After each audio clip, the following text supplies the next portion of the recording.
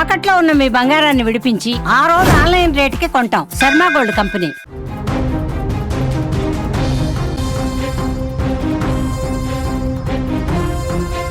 పశ్చిమాసియాలో countdown మొదలైంది. మరికొన్ని గంటలలో ఇరాన్ చిత్రపటం మారబోతుందా? అమెరికా అధ్యక్షుడు డొనాల్డ్ ట్రంప్ ఇచ్చినటువంటి డెడ్ లైన్ చూస్తుంటే ఈ రాత్రి ఆ దేశానికి కాలరాత్రిలా కనిపిస్తుంది. లొంగుతారా లేక మట్టిలో కలిసిపోతారా అంటూ ట్రంప్ విసిరిన సవాల్తో ప్రపంచం ఒక్కసారిగా ఇప్పుడు ఉలిక్కిపడింది. యుద్ధం ముంగిట ఉన్న ఇరాన్కు ఇది కేవలం హెచ్చరిక మాత్రమే కాదు, ఆ దేశ మనుగడకే ముప్పు అని విశ్లేషకులు భావిస్తున్నారు. ట్రంప్ తనదైన శైలిలో విరుచుకుపడుతూ ఇరాన్ను నామరూపాలు లేకుండా చేస్తారని చేసిన వ్యాఖ్యలు ఇప్పుడు సోషల్ మీడియాలో ప్రకంపనలు సృష్టిస్తున్నాయి. అమెరికా ప్రతిపాదించిన కాల్పుల విరమణ ఒప్పందాన్ని ఇరాన్ తిరస్కరించడమే ఈ ఉద్రిక్తతలకు ప్రధాన కారణంగా మారింది. దీనిపై తీవ్ర ఆగ్రహం వ్యక్తం చేసిన అధ్యక్షుడు డొనాల్డ్ ట్రంప్ ఇరాన్ పాలకులకు డెత్ వార్నింగ్ ఇచ్చాడు. మంగళవారం రాత్రి 12 గంటలలోపు తమ షరతులకు తలగ్గకపోతే ఇరాన్ భారీ మూల్యం చెల్లించుకోక తప్పదని హెచ్చరించాడు.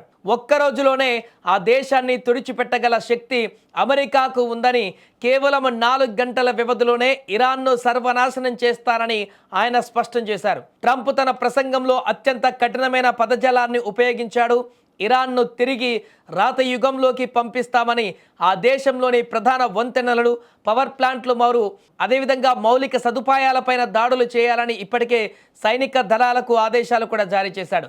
ముఖ్యంగా హార్మూజ్ జలసంధిని తిరిగి తెరవకపోతే టెహరాన్ నగరం మంటల్లో మాడిపోవడం ఖాయమని అమెరికా హెచ్చరిస్తుంది. ఈ క్రమంలో అమెరికా సైనిక దళాలు ఇప్పటికే హై అలర్ట్ ప్రకటించాయి. గడువు ముగియడానికి సమయం దగ్గర పడుతుండటంతో ప్రపంచవ్యాప్తంగా యుద్ధ భయాలు తారాస్థాయికి చేరుకున్నాయి. మరికొద్ది గంటలలో ఏం జరగబోతుంది? ఇరాన్ తన పంతాన్ని వీడి వెనక్కి తగ్గుతుందా, లేక అమెరికా క్షిపణులు ఇరాన్ గడ్డపైన నిప్పుల వర్షం కురిపిస్తాయా అనే ఉత్కంఠ నెలకొంది. ట్రంప్ తీసుకున్న ఈ కఠిన నిర్ణయంతో పశ్చిమాసియాలో మునుపెన్నడూ లేని విధంగా టెన్షన్ నెలకొంది. ఈ రాత్రి 12 గంటల తర్వాత ఇరాన్ పరిస్థితి ఏంటనేది ఇప్పుడు $1 మిలియన్ ప్రశ్నగా మారింది. అయితే ఇరాన్ కూడా మరొక వైపు అమెరికా దుందుడుకు చర్యలకు అడ్డుగా తమ ప్లాన్లు కూడా రచిస్తున్నట్టుగా తెలుస్తుంది. ఇప్పటికే ఇరాన్లో ఉన్నటువంటి పవర్ ప్లాంట్లు అన్నింటినీ కూడా పేల్చేస్తామని ట్రంప్ చెప్పిన నేపథ్యంలో పవర్ ప్లాంట్ అన్నిటికీ కూడా సెక్యూరిటీగా సాధారణ జనాలను, అక్కడ యువకులను మానవహారంగా పవర్ ప్లాంట్ చుట్టూ నిలబడాలంటూ కూడా ఆదేశాలు ఇవ్వడం జరిగింది, పిలుపునివ్వడం జరిగింది. దీనికి అనుగుణంగా అక్కడ పవర్ ప్లాంట్ల వద్ద కీలకమైనటువంటి స్థావరాల చుట్టూ భారీగా సామాన్య జనాలు, యువకులందరినీ కూడా ఒక భారీ మానవహారాలలాగా నిలబెట్టి క్షిపణులను అక్కడ అటాక్ చేయకుండా అమెరికాకు అడ్డుపడేటువంటి విధంగా జనాలను అక్కడ పెట్టి ఈ రకంగా ముందుకు వెళ్ళడానికి ఇరాన్ కూడా ప్లాన్ చేస్తున్నట్టుగా తెలుస్తుంది. ఏదేమైనా మరికొన్ని గంటల్లో ఏం జరగబోతుందనేటువంటి ఆసక్తి ఇప్పుడు ప్రపంచ దేశాలలో నెలకొంది.